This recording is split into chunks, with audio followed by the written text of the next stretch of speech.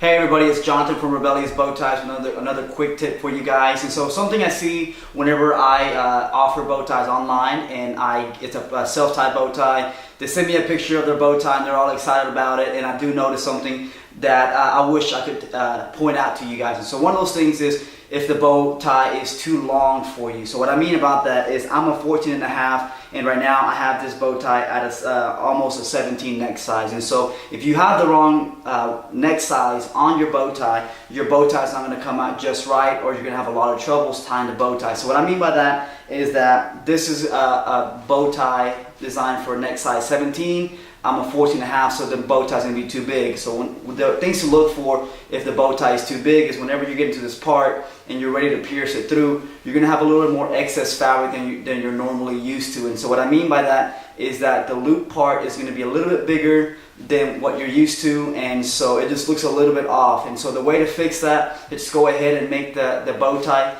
smaller in size for you until you can find proportionate. And so what I mean by that is I'm going to go in back, trace to a 14 and a half, and show you what that looks like now that you saw what a bow tie looks when it's too big. And so real quick, I'm going to go ahead and tie a normal knot, and then make the first bow, and then drape that over.